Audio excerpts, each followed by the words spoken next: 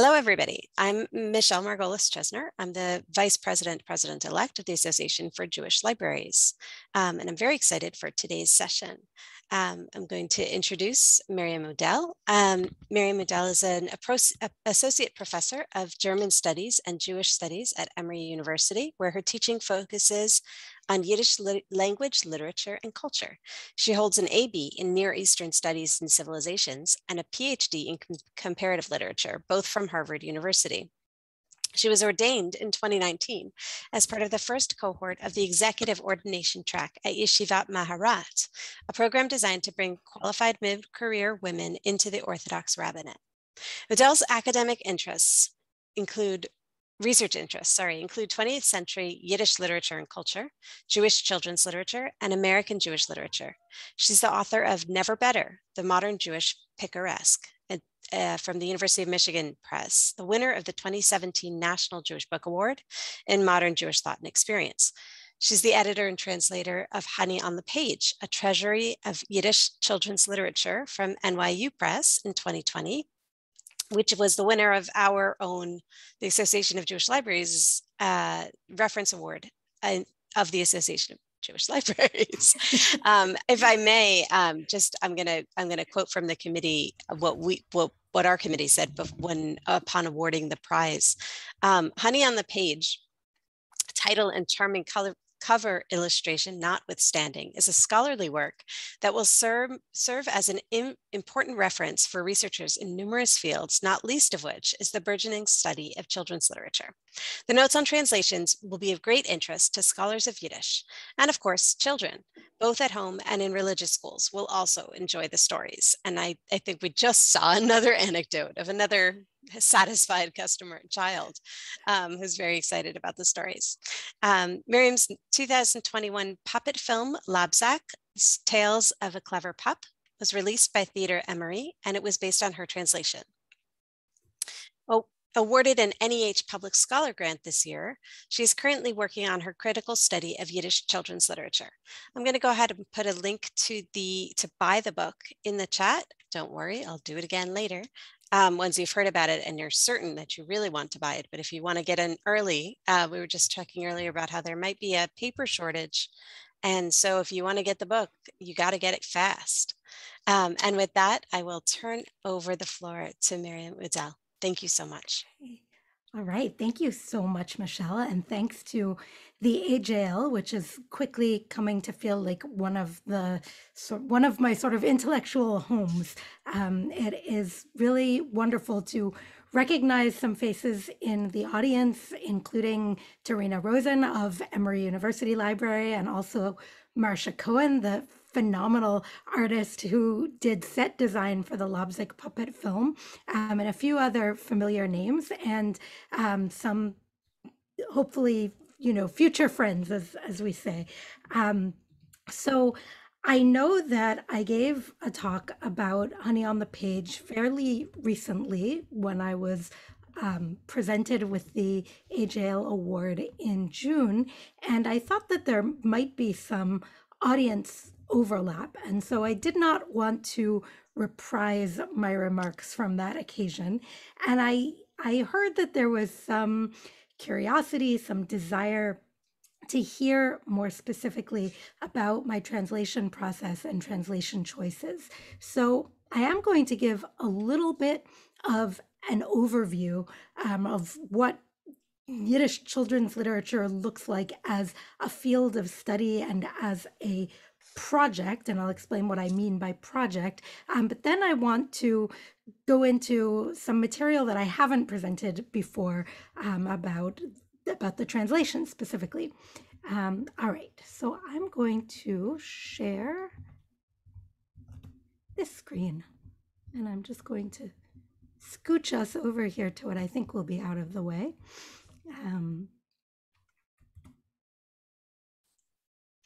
And of course, the advancing, does still work. All right, great.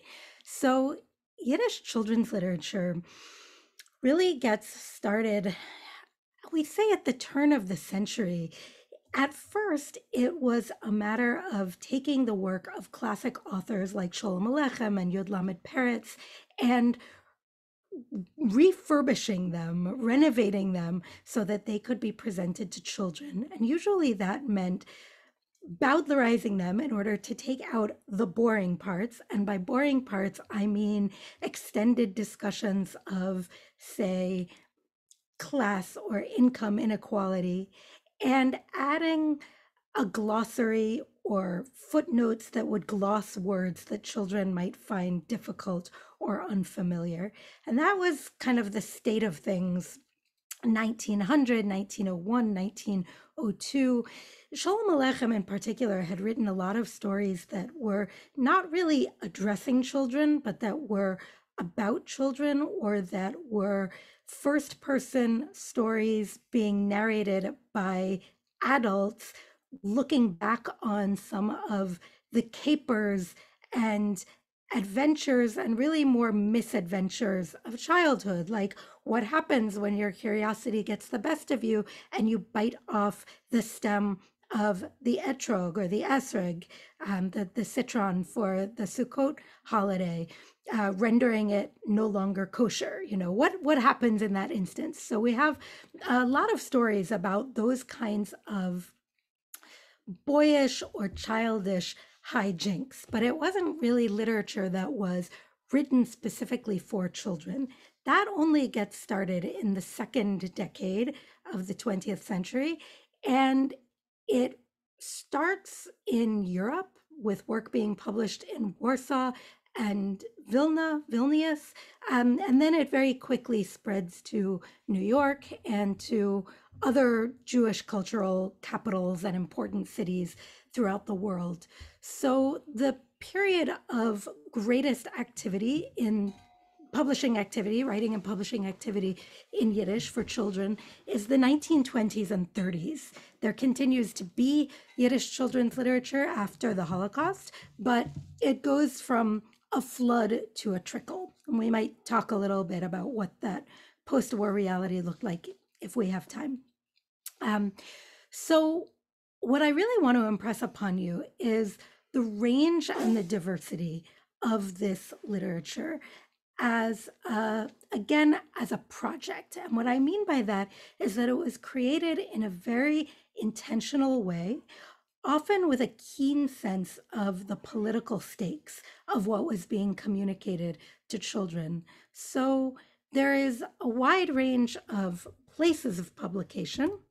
And there's also a wide range of settings. So this is a really sweet graphic that New York University Press made up when the book was released last year. And you can just glance at this quickly and see where these stories are set.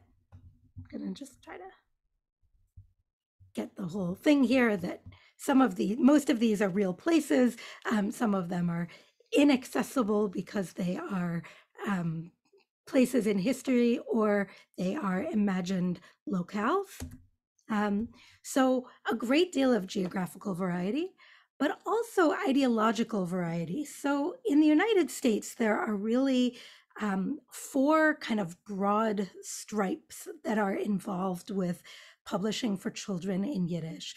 There was the Sholem Aleichem Folks Institute, which kind of described itself as allgemeiner Yiddish, Yiddish in general.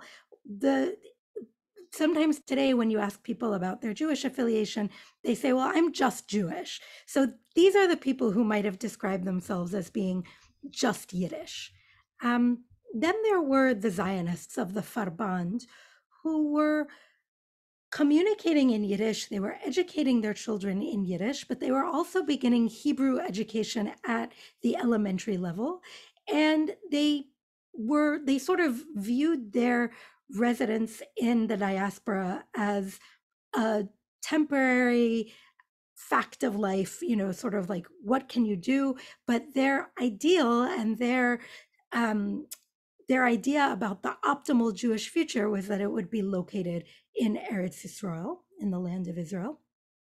Then there were the socialists or Bundists, who were very passionate about the preservation of Yiddish and of a secular Yiddish culture that was really distinct from surrounding cultures, from particularly from American kind of the secularism that we see represented now in the Pew surveys, where people call themselves nuns, the NONEs, and meaning that they have no particular religious or well, really religious affiliation is what Pew is asking about. So the Bundists wanted children in their movement to identify very strongly as proudly secular, proudly Yiddish, Jewish children.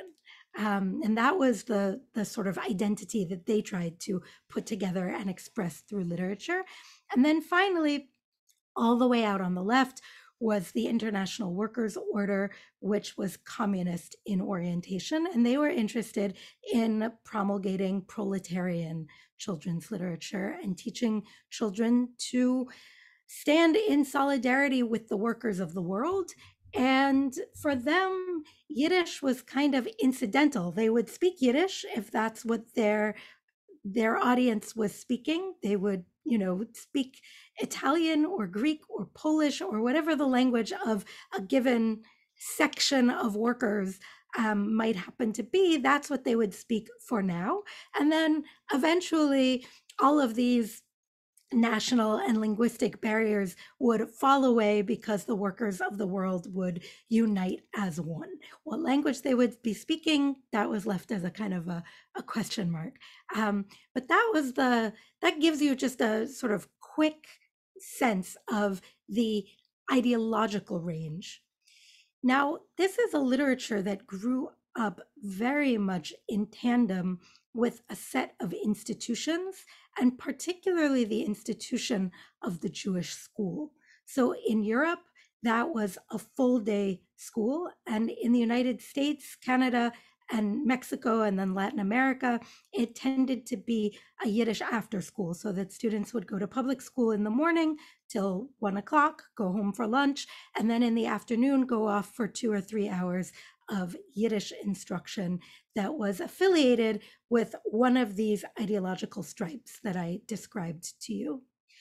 So then there are other kinds of diversity and range within Yiddish children's literature. There is a really broad aesthetic spectrum that stretches from realism to works of great imagination and whimsy, some of which are allegorical, some of which are not. And a really good kind of quick litmus test for that is whether anyone other than human beings can talk.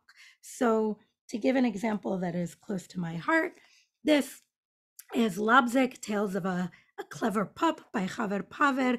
This is one of the great proletarian works that was published by the International Workers' Order in 1935.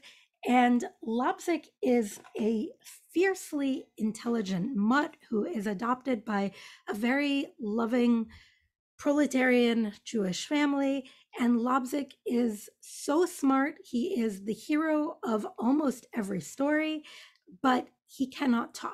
He expresses himself. He jumps, he licks, he wags his tail, he falls silent, he scratches, he tags along, he sticks his nose in where it's not supposed to be. He does all sorts of things, but he does not talk because there was a really strong sort of principled commitment on the part of the leftists, and like the further left you get, the more principled and rigid this commitment becomes, that children's literature should be realistic. Okay, there's also a formal range. There's prose, there's poetry, there's drama. Honey on the Page includes prose and poetry. It does not include drama because I found it singularly challenging to translate. It sounded very wooden on the page, so I decided that some of that could just wait for a different translator, or maybe I'll come back to it at some future point. There was also quite a range in terms of who the authors were of these works. There were educators in the Jewish schools, there came to be some dedicated children's authors who really just wrote or primarily wrote for children. There were also mainstream adult authors who wrote a little bit here and there for children. And this is I won't say a unique phenomenon, but a really kind of distinctive and prominent phenomenon, both in Yiddish and early Hebrew literature, that, in the words of one Anglo-American children's literary scholar, majors wrote for minors, that you had these major authors with a sense of almost like a civic duty to write something for children. And then finally, the other kind of range that I want to draw your attention to is the distinction between the publication of freestanding books and periodicals. So we have extant about 1,000 books, ranging from short, unillustrated picture books, chapbooks, poorly printed editions from Warsaw, all the way to big, thick, beautifully illustrated anthologies that kind of straddle the fence between a textbook and a leisure book, as they're sometimes called in the literature. Let's see if I can still advance this. There we go. Okay, so with that, so actually, sorry, let me just go back and come out of the share for a second, check the chat. Trying to find the enchanted forest on the map. I know it's you have to find it in the map in your mind, right? Let me just pause and see if there are any questions at this point about this sort of general orientation. Okay, if not, I'm going to go into the material that I prepared specifically for today about some of the translation choices. So one of the challenges that I elaborate on in the introduction to Honey on the Page is that because this literature developed so rapidly in the 19 teens and 20s, it took a while to develop a speech register, a linguistic register that was specific to children. So if you think about the Anglo-American tradition, there has been, I'm not sure how robust it is, right this moment, but there definitely has been a tendency to speak to children in a very particular way. So the most extreme instance of that might be horsies and doggies and kitties rather than horses and dogs and cats. And I think we're coming out of that somewhat. We're not necessarily still, addressing children in that kind of cutesified way, but there is a vocabulary that we use, I think, particularly with talking about emotions and fostering emotional literacy, that's really different for, say, preschool age children than it is for adolescents, than it is for adults. And in Yiddish children's literature, for the first several years of its existence, and I mean like maybe the 15 years from 1910 to 1925 or even 1930, we didn't really have those kinds of distinctions built into the language. So come back and share the screen again. Oh, there we go.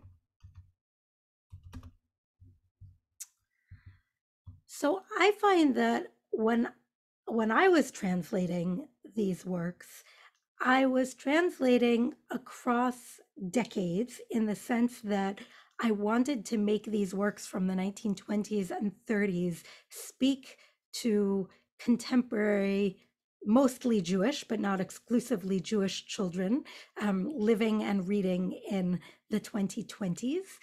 And of course, to also translate them across cultures, because even if we are Ashkenazic and Jewish, even if many of the readers of this book are Ashkenazi Jews, we are not living in Yiddish culture. And so there's a kind of a translation work that was required there too. Um, so now to just go through some of the material on this slide, um, this was a national project in which the cultural leadership of the Yiddish speaking world invested such extraordinary resources. A lot of money went into this when there wasn't a lot of money. I'm reading now for the critical study, I'm reading some critical appraisals that were written in the 30s and 40s about Yiddish children's literature as it had developed that far. And one of them by Chaim Shlomo Kazdan talks about how there was so much investment in periodicals, some of which ran for decades. The Kinderjournal of the Sholem Aleichem Folk Institute ran from 1920 until 1981, which is a really extraordinary run. But that there were so many resources poured into these periodicals that they pushed book publishing to the side. And the very best people, the best writers, the most reputable critics were involved in writing for and editing these periodicals, and in many cases, the books as well. Who was reading them? We talked a little bit about the development of the school system, so largely school children in the various Yiddish school networks. Who was writing them? Often these major writers. Who was publishing them? Publishing houses that were connected to these political stripes and their respective fraternal organizations that had publishing arms. And the other thing that you have to understand about the emergence of Yiddish children's literature after World War I, as it was known at the time, the Great War, was that there were so many Jewish orphans. There were tens of thousands of Jewish orphans in Europe. And so Jewish childhood became, in large measure, institutionalized. There were a lot of children living in orphanages or living with extended family, with more distant relatives who were not necessarily able to rear them with the same investment that their parents might have. And so there was a real widespread communal reliance on schools, on summer camps, to kind of step in loco parentis and raise these children and provide for their material and intellectual and spiritual needs. And this literature as a project is really one of the ways that the community kind of marshaled itself and stepped into this void of necessity that World War I had opened up. So, okay, back to the idea of taking time for a linguistic register to catch up to all of these events. So Chaim Shlomo Kazdan is writing in 1945. He certainly has a lot to be cranky about, because if you thought World War I was bad, try being in New York. Well, he wasn't even in New York. He escaped Europe. He escaped Warsaw in 1939, and he had this terribly circuitous route through Europe and elsewhere. And he finally arrived in New York in 1941 as a war refugee and quickly entered the Jewish pedagogical scene in New York. He worked in the Bundist Yiddish schools. He taught in the teachers seminary, and he published a lot for the pedagogical journals that had been established to talk about best educational practices in the Yiddish school systems. And he was really cranky about a lot of things. And one of them was that he thought that it's a little hard to tell what he thought, because he kind of contradicts himself, but he had a lot of admiration for the works of the classic writers, what we call in Yiddish the Klassikers, and he actually decries the artificiality or the contrived nature of stories that were written specific for children. And specific usually means specifically. I think we could translate it that way here, especially for children. He thought that the children's authors sounded kind of phony and stilted, and he didn't like the fact that they were kind of using this simplified vocabulary. He says an author is not a language instructor.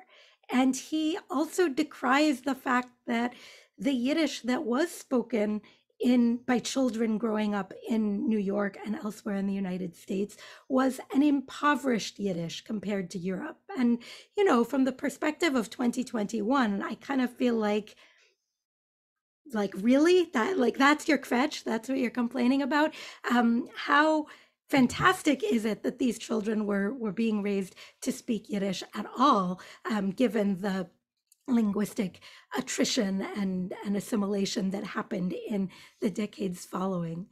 But that was his plaint at the time. Now, the other really distinctive feature of Yiddish children's literature is that it develops at the same time that the principles of child psychology are really diffusing very widely throughout the culture. So there is an awareness that childhood is a distinct phase of life, that children require different reading materials than adults do, and that there should be a certain degree of care taken with the emotional content and the potential emotional and psychological effects of what gets depicted in children's literature. So, taking into account these various factors, my question was, what is a contemporary translator to do? So, I want to just look at a few instances of language that has to do with strong negative emotion, the emotion of sorrow and loneliness, which actually gets talked about, represented a lot in Yiddish literature. And I want to show you the kinds of choices that I made as a translator, some of which I hasten to admit might have to do with my own journey learning to be a translator on the job and on the fly over the 7 years that I spent producing this anthology starting in 2012, 2013. Okay, so now advancing once more. So this is a passage from a very brief passage, a sentence from the first story in the anthology, Yanke Fichman's Shabbos in Wald, A Sabbath in the Forest. And I want to draw your attention to the phrase in Wistenfeld. So the sentence is, Derweil geht sich Lippe einer allein in Wistenfeld. Meanwhile, Lippe, who is a poor tailor, who is very particular he's an itinerant tailor who works away from home during the week, and he's very particular to make it home every week in time for the Sabbath. And one week he gets caught in a blizzard on his way home on Friday, and he doesn't make it home. He spends a very enchanted Sabbath. Actually, this is the enchanted forest, which you cannot locate on an ordinary map. But meanwhile, Lipa is going einer allein, all alone, all by himself, in Wistenfeld, in an empty field. Now, the word Wist in Yiddish, it doesn't just mean empty in a neutral sense of an empty space, an empty room, which might be a very welcome thing, particularly if you've had young assistants at home during 18 months of pandemic. You might welcome a space that is empty, but that is not the sense in Yiddish. It has this kind of heavy, sad sense to it, and it really means desolate. And this was one of the first stories that I translated, and I kept it as desolate. I stayed very, very close to the Yiddish, even though I think that some of my young contemporary readers won't necessarily know the word desolate. And it's okay, right? It's okay to have some words that stretch kids in terms of their vocabulary when they read. I don't know if I were translating this now, if I would make the same choice. This, by the way, is the one of the woodcuts from the original publication, just to give you a sense of what Lipe and his blizzard-covered forest and his looming magical palace that he spends Shabbos in, what they looked like to the illustrator. Second example, from Yankov Pot, Der Wunderliche Leb, The Magic Lion. I gave you the whole paragraph just because I think it's this really beautiful paragraph. It's really lyrical language about the natural world. This is a story that might be familiar because there actually has been an English language adaptation by Sheldon Oberman. The Sabbath Lion, I believe, was its title in English, about a rabbi who spends a Sabbath in the desert, and he is approached and then accompanied by a very friendly lion. And this is just before the lion presents himself. And so the sun is setting on a Friday night. And let's see, I'll try to give you the whole sentence. I'll give you part of the sentence. Und die andere Seite Himmel, die Mizrach-Seite, ist dunkel verlegt mit ummächtigen Schottens. Und es kommt von dort ein Abendwind. Und es losen sich von dort auf den Himmel herauf die Wolken von der Nacht. So we have these ummächtige Schottens, these lonesome shadows. Ummächtig is a very heavy word. It's got lonely, cheerless, sad, all built into it. I think the presumption being that if you're sad, you're lonely, and if you're lonely, you're sad, that these are kind of layered experiences that the Yiddish is expressing.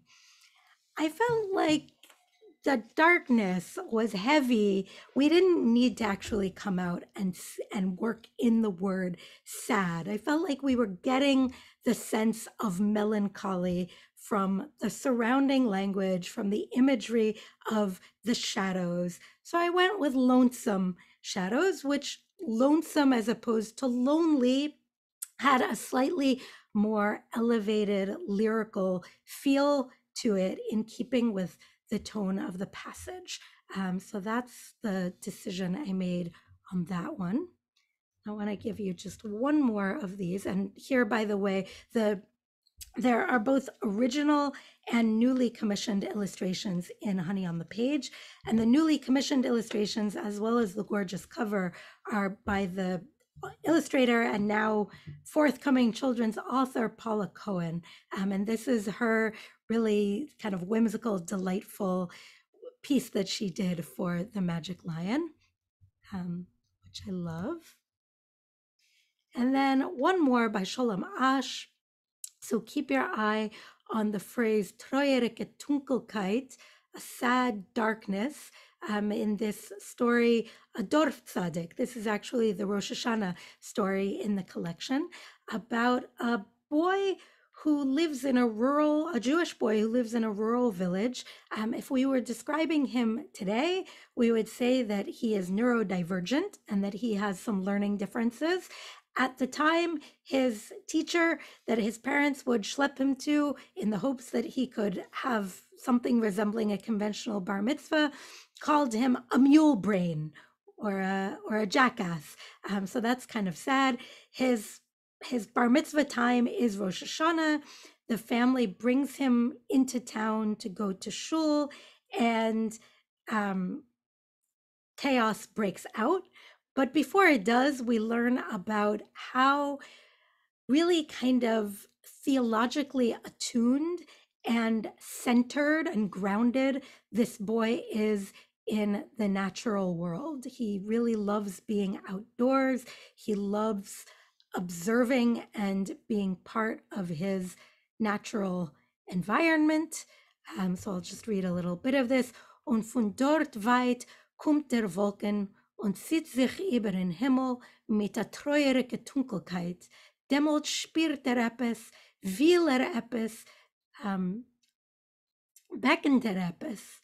So the passage is about his perception of God and in nature. And so he sees this cloud pulling itself across the sky with sad darkness, and that awakens all of this longing emotion.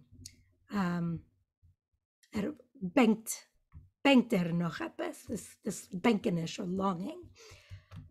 All right, so one other quick translation exercise for you.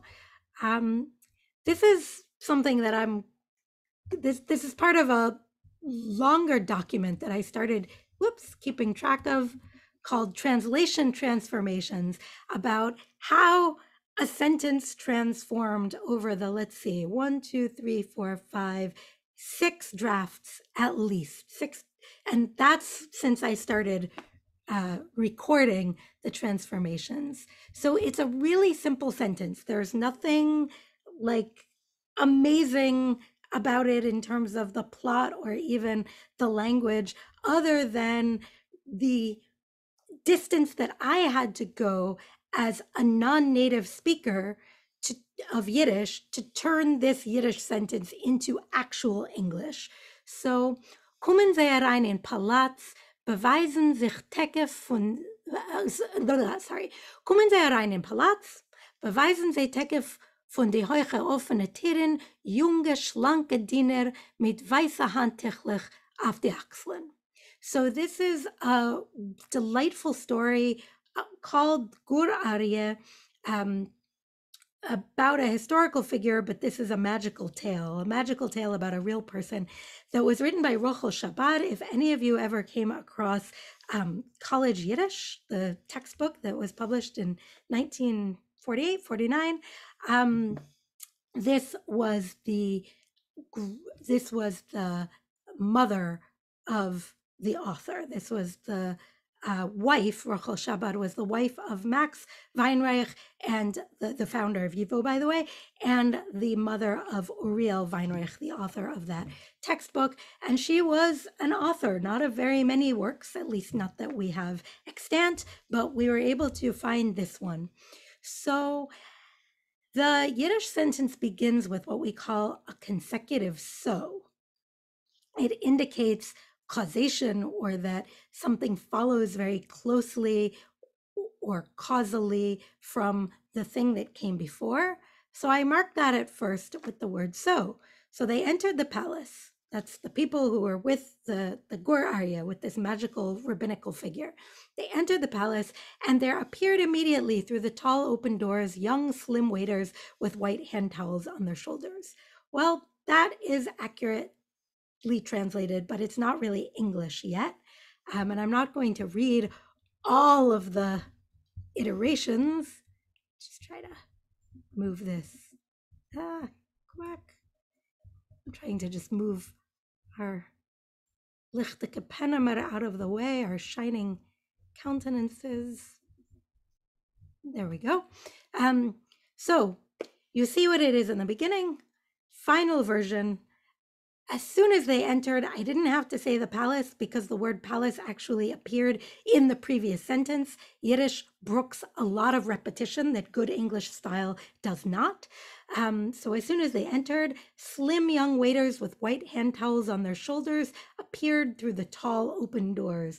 The sentence is much more active. The subject predicate order is much more familiar to us in English. We get rid of the expletive there, appeared, there plus verb. That's a very common structure in Yiddish, but is not really good style in English.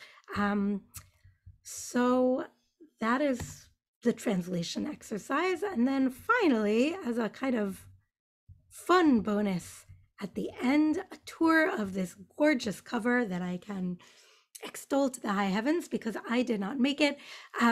every image on here alludes to one of the stories or poems in the book. So the stories are wafting out of the spice box that is owned by the Magnet of Jerusalem in Sholem Ash's story. The harsh wind is faced down by the single mother in Mesha Kulbak's The Wind That Got Angry. The magic lion that I referred to is up here at the top of the page. And the unusual girl from Brooklyn who has this superpower that she loves to read and who will go anywhere to read undisturbed, including the top of a lamppost, which freaks out the neighborhood mothers such that they call the fire department to come and rescue her, even though she has given no signs of requiring rescue. This is the 1930s fire truck that they call to intervene, and the whole thing is linked together by the rose bush from the Judah Steinberg story, Roses and Emeralds, that represents selflessness and generosity and kindness. The person who possesses those traits is able to sprinkle his magic rose potion anywhere that thorns grow and turn them into roses. So you have the link here. If you order from the press, you will be able to use this discount code of honey30 and get 30% off. And I will stop now and take some questions. Thank you so much, Miriam and Udel. This is really, really fun and interesting. And as a non-translator, just amazing to see the incredible work that goes into this translation. So we have a couple of questions in the chat to start from, and then I'll see if anyone has more. So the first was, sorry, does Honey on the Page have any text in Yiddish, or is it only translated into English, or is there any transliterated Yiddish? So I think there are a few questions there from Tabar Fine. So all of the stories are translated into English in Honey on the Page. There are transliterated words and phrases here and there.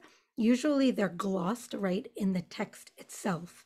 However, for those who read Yiddish or for those who wish to use the book as a resource for improving their Yiddish, for learning Yiddish, I have created a file that lives on my Google Drive. So I'm going to just throw my email into the chat. People should feel welcome to be in touch.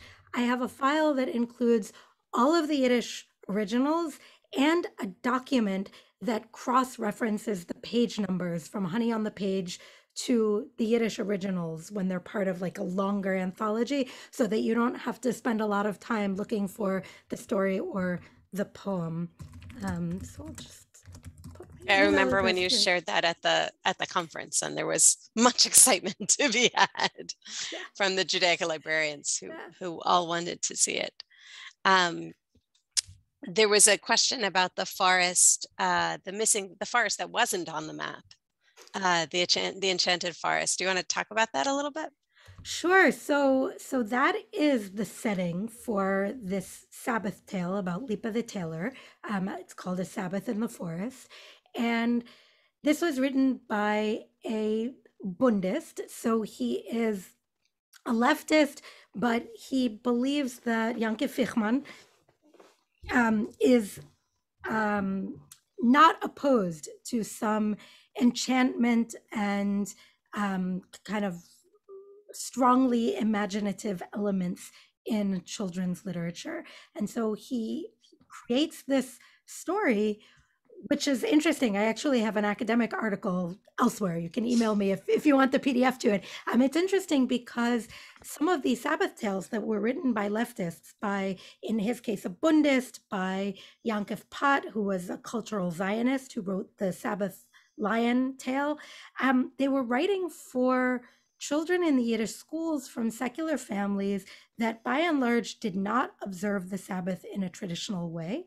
Yet they created these stories about traditional Sabbath observance. And I think that there's a kind of a convergence going on, or convergence that they are trying to reinforce between the traditional Sabbath as a technology of rest, if you Mm, will, and the leftist agenda of dignifying the worker with a day of rest and saying, here is 1/7 of the worker's time that's carved out and reserved and held apart from the would-be predations of the capitalist boss. So the traditional language reserves that for the divine, for God, for holiness. The modern iteration in the Yiddish leftist school might just keep it as a time for family and for the worker. And so Lipa has to traverse this forest between the workaday week and his home life where he spends the Sabbath. And that forest, that enchanted imaginary forest, is the kind of liminal space that he has to go through between these two realms. wow, thank you. I also appreciate the distinctions of the different kinds of rest and how they could appear in different ways. Marcia Cohn asks, how much input do you have on the illustrations?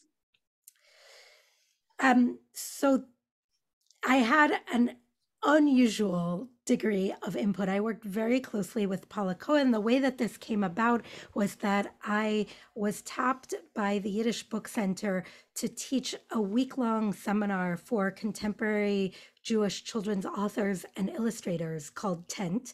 I did this in 2017, 18, and 19. And one of the participants in 2018 was back for a residency during the program in 2019. And like a good matchmaker, she sort of took one of the illustrators aside and said, you know, Miriam's still looking for an illustrator for her project. And so she made the shidduch, she made the match between Paula and me.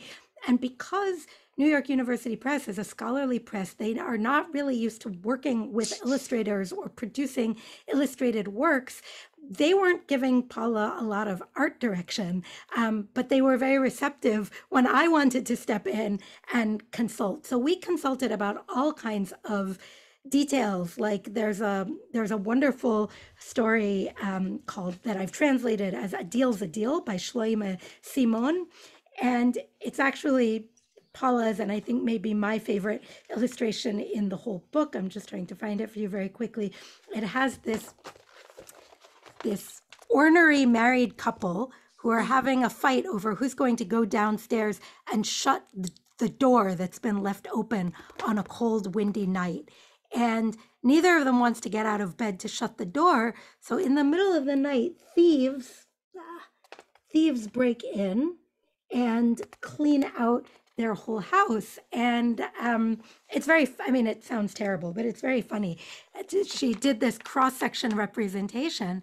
And at first she drew them in a single bed.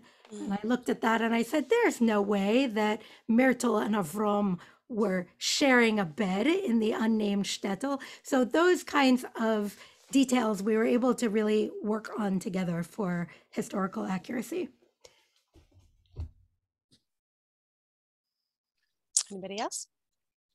We have time for one more question before we close. Going twice. All right, so with that, Miriam, I'm going to thank you so much for this really wonderful talk about your book. It was really such a wonderful perspective, and thank you for sharing your process and just the whole way that you went about this incredible work. Very much appreciated. Yes. Sorry, I should note that there appear to be 200 copies left and a looming paper shortage. So now's your chance, everybody. You better buy it if you haven't yet. It needs to come now. Right. The recording, I'm going to stop the recording now. And that